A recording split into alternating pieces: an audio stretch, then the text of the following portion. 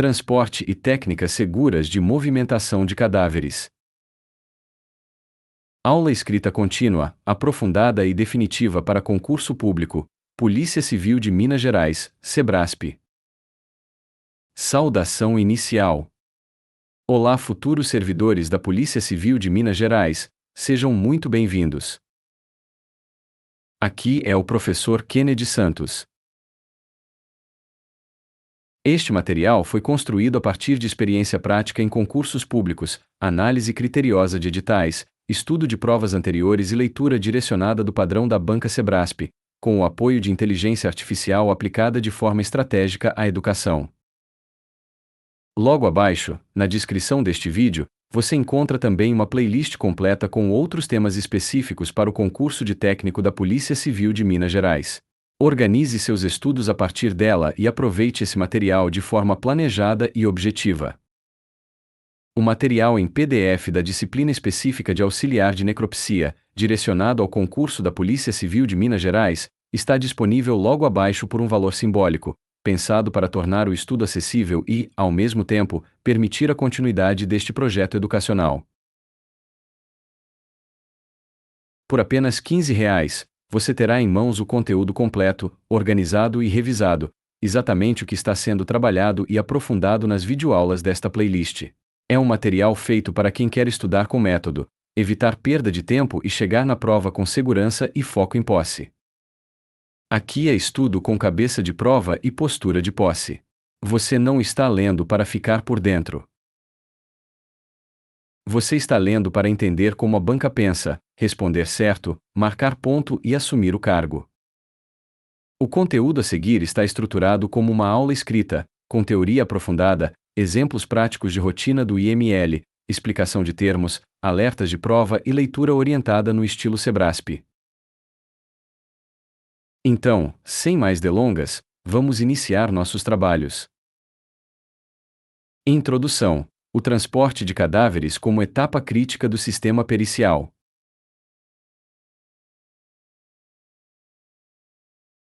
No imaginário de muitos candidatos, o transporte e a movimentação de cadáveres aparecem como tarefas meramente operacionais, quase automáticas, desprovidas de maior relevância jurídica ou técnica. Essa percepção é equivocada e, em concursos organizados pelo Sebrasp, costuma ser duramente punida.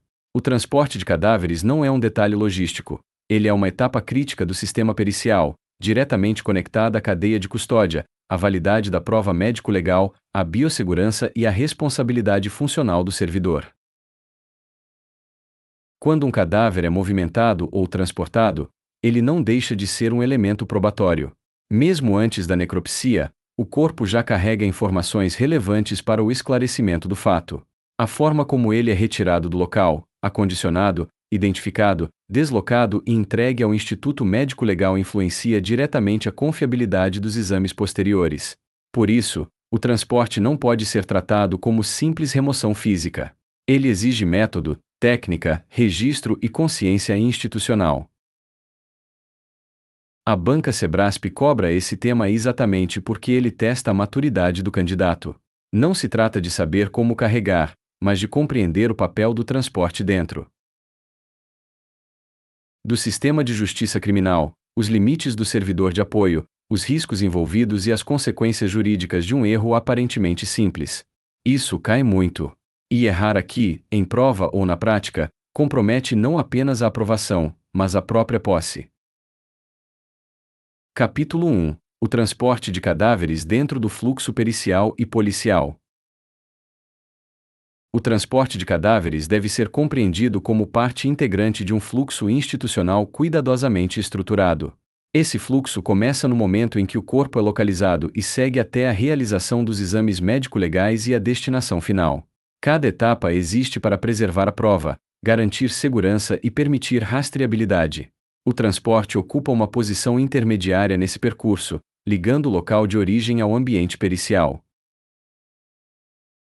No contexto da Polícia Civil, o transporte não é realizado de forma aleatória ou informal. Ele segue protocolos, normas internas e princípios técnicos. O objetivo principal é assegurar que o cadáver chegue ao IML nas mesmas condições em que foi encontrado, salvo as alterações inevitáveis decorrentes do próprio deslocamento. Qualquer modificação indevida, perda de vestígio ou falha de identificação ocorrida durante o transporte pode gerar questionamentos sérios no processo penal. Atenção de prova: o transporte não é ato investigativo, não é ato médico e não é ato pericial. Ele é uma atividade de apoio técnico-operacional, mas isso não diminui sua relevância. O apoio não decide, mas sustenta. Não conclui, mas viabiliza. É exatamente essa posição intermediária que a banca explora. Resumo do capítulo 1. Transporte como etapa do fluxo pericial, ligação entre local e IML, finalidade institucional do transporte, distinção entre apoio e ato pericial, relevância para a prova. Capítulo 2. O cadáver como objeto de custódia e a cadeia de custódia no transporte. No âmbito da perícia médico-legal, o cadáver é tratado como objeto de custódia. Isso significa que ele integra a cadeia de custódia desde o primeiro contato até sua destinação final. A cadeia de custódia não se limita a vestígios materiais pequenos ou a objetos recolhidos em local de crime. O corpo humano, após a morte, também é portador de vestígios e informações relevantes. O transporte é uma das fases mais sensíveis dessa cadeia. Durante o deslocamento, o corpo precisa estar corretamente identificado, acondicionado e acompanhado de registros que permitam reconstruir todo o seu percurso. Quem transportou, quando transportou, de onde saiu, para onde foi levado e em que condições são informações essenciais para garantir rastreabilidade. Pegadinha clássica de prova é afirmar que a cadeia de custódia só começa no IML. Isso está errado. Ela começa no primeiro contato institucional com o cadáver. Outra armadilha comum é reduzir a quebra da cadeia à perda física do corpo. Atenção! Falhas de registro, identificação inadequada ou ausência de controle durante o transporte já comprometem a cadeia, mesmo que o corpo chegue intacto. Resumo do capítulo 2. Cadáver como objeto de custódia, cadeia de custódia aplicada à medicina legal, transporte como fase crítica, importância da rastreabilidade, erros conceituais comuns em prova. Capítulo 3. Princípios técnicos, éticos e institucionais da movimentação de cadáveres. A movimentação de cadáveres é orientada por princípios claros que devem estar internalizados pelo servidor. O primeiro é o princípio da segurança, tanto do servidor quanto do ambiente. O segundo é o princípio da preservação da integridade do corpo, evitando alterações indevidas. O terceiro é o princípio do respeito à dignidade da pessoa humana, que não se extingue com a morte. E o quarto é o princípio da legalidade e padronização dos procedimentos. Na prática, isso significa que o corpo deve ser movimentado com cuidado, técnica adequada e postura profissional. Brincadeiras, comentários inadequados, exposição desnecessária ou tratamento desrespeitoso configuram falha ética grave.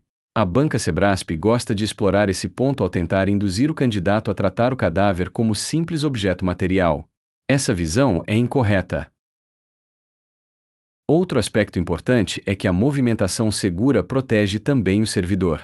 Posturas inadequadas, levantamento incorreto de peso e falta de coordenação podem gerar lesões ocupacionais sérias. A movimentação segura não é apenas uma exigência institucional, mas também uma medida de proteção ao trabalhador. Resumo do capítulo 3. Princípios da movimentação, segurança do servidor, preservação do corpo, dignidade humana, ética profissional. Capítulo 4. Riscos envolvidos no transporte e na movimentação de cadáveres. O transporte de cadáveres envolve riscos múltiplos e interligados. Os riscos biológicos estão relacionados à exposição a agentes patogênicos presentes no corpo ou em fluidos. Os riscos físicos incluem quedas, colisões, acidentes durante o deslocamento e falhas de acondicionamento. Os riscos ergonômicos decorrem de esforço excessivo, postura inadequada e movimentação incorreta. Já os riscos jurídicos decorrem de falhas procedimentais, improvisos e extrapolação de atribuições. Atenção de prova. A banca cobra a percepção integrada desses riscos. Não basta reconhecer um risco isoladamente. Um procedimento que reduz o esforço físico, mas viola o protocolo institucional, continua sendo errado. A segurança deve ser entendida de forma ampla, envolvendo o servidor, o corpo, a prova e a instituição. Resumo do capítulo 4. Riscos biológicos, físicos, ergonômicos e jurídicos, visão integrada de segurança, consequências funcionais de falhas. Capítulo 5. Técnicas seguras de movimentação e transporte no nível de apoio. Em concursos, não se exige conhecimento de técnicas médicas ou procedimentos invasivos. O que se cobra são noções claras de movimentação segura, sempre dentro do nível de apoio. Isso envolve planejamento prévio, uso adequado de maçãs e equipamentos, trabalho em equipe e respeito absoluto aos protocolos. Pegadinha clássica: permitir improviso em situações excepcionais. Em prova, exceção quase sempre significa erro. O servidor de apoio não cria técnica, não adapta procedimento e não decide sozinho. Ele executa rotinas previamente estabelecidas. Isso cai muito. Resumo do capítulo 5. Movimentação segura no nível de apoio, uso de equipamentos, trabalho coordenado, vedação ao improviso, limites técnicos. Capítulo 6. Limites de atuação, competência e responsabilidade do servidor. Este é um dos capítulos mais importantes do e-book. Transporte e movimentação de cadáveres não se confundem com necropsia, não se confundem com exame e não se confundem com avaliação técnica. O servidor de apoio não verifica a causa da morte, não confirma lesões e não emite juízo técnico. A banca Sebrasp cobra esses limites com rigor. Verbos como avaliar, confirmar, verificar tecnicamente associados ao transporte indicam erro. Ultrapassar limites não é proatividade, é irregularidade. Falhas no transporte podem gerar responsabilidade administrativa e, dependendo da gravidade, repercussões civis e penais. Isso não é exagero teórico. É realidade funcional. Resumo do capítulo 6. Limites claros de atuação, distinção entre transporte e exame, verbos proibidos, responsabilidade funcional. Capítulo 7. Como o Sebrasp cobra transporte e movimentação de cadáveres. O Sebrasp cobra esse tema por meio de confusão conceitual e troca de verbos. Ele associa transporte à perícia, movimentação a exame e apoio à decisão técnica. Também tenta autorizar improvisos em caráter excepcional ou minimizar a importância dos registros. A leitura correta da questão exige que o candidato identifique rapidamente quando o apoio está extrapolando sua função ou quando a cadeia de custódia está sendo relativizada.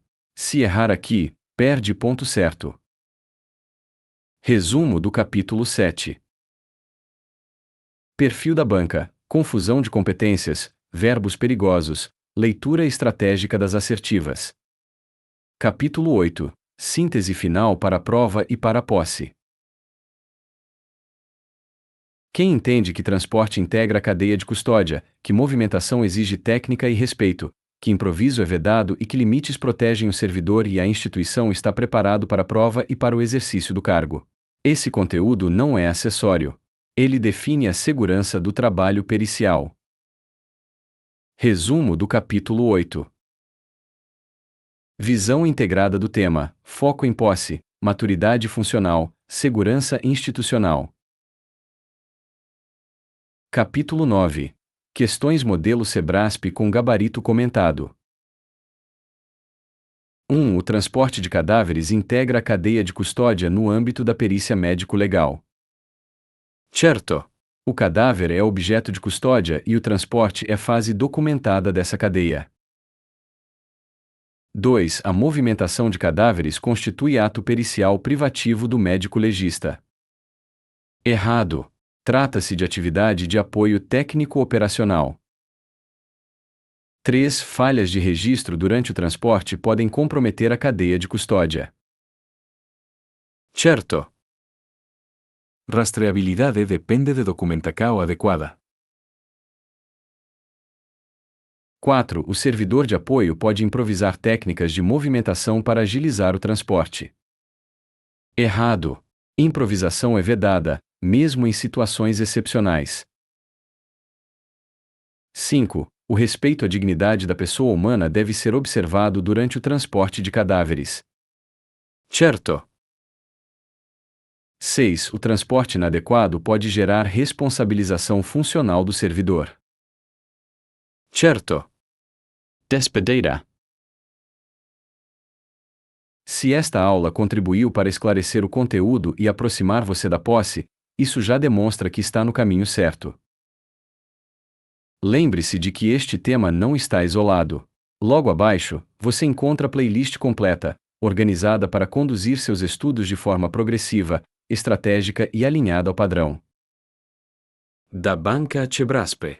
Seguir essa sequência faz diferença real no resultado final. Também está disponível, na descrição, a apostila em PDF da disciplina específica de auxiliar de necropsia, pelo valor simbólico de apenas R$ 15. É um material completo, estruturado e revisado, exatamente o que está sendo trabalhado ao longo das aulas. Ter esse PDF em mão significa ganhar organização, evitar lacunas e estudar com segurança até o dia da prova.